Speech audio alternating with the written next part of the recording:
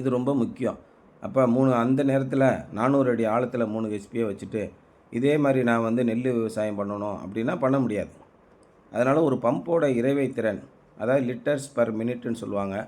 வெளிநாடுகள்லாம் cubic metre per ஹவர்னு போடுவாங்க. அது நமக்கு கணக்கு ஒன்றுமே வழங்காது. நம்ம தமிழ்நாட்டில் இந்த பிரிட்டிஷ் முறையில் பார்த்திங்கன்னா 1 நிமிஷத்துக்கு 200 லிட்டர், 1 நிமிஷத்துக்கு 100 லிட்டர் அந்த மாதிரி ஒரு கணக்கு உண்டு. இந்த மாதிரி பண்ணும்போது உங்களுக்கு கட்டாயம் கரெக்டாக நம்ம பம்பிங் போட்டோம்னா லைஃப் டைம் நமக்கு இபி பவரே தேவைப்படாது. அந்த மாதிரி இப்போ வந்திருக்கிற இந்த பாலிகிறிஸ்டலைன் பேனல், மோனோகிறிஸ்டலைன் பேனல்னு சொல்லி சொல்கிறாங்கல்ல, அதில் இந்த மோனோகிறிஸ்டலைன் பேனல் தான் இப்போ எல்லாமே வருது. இந்த 330 வாட்ஸு, 250 வாட்ஸு, இந்த பாலிகிறிஸ்டலைன் பேனல் எல்லாமே உற்பத்தியவே நிப்பாட்டிட்டாங்க. சின்ன சின்ன கம்பெனிகள் கொஞ்சம் மினிமம் அளவுக்கு பழைய பேனலுக்கு ரீப்ளேஸ்மெண்ட் சப்போர்ட் கொடுக்குறதுக்காக கொஞ்சமாக உற்பத்தி பண்ணுறாங்க.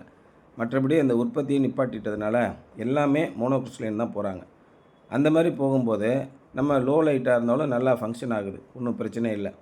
இப்போ நீங்கள் ஆழத்தை பொறுத்த வரைக்கும் இந்த பம்பு வந்து இப்போ நீங்கள் ஓடிக்கிட்டு இருக்க பம்பு வந்து ஏசி பம்பு, சாதாரணமாக மின்சாரத்தில் ஓடக்கூடிய பம்பு.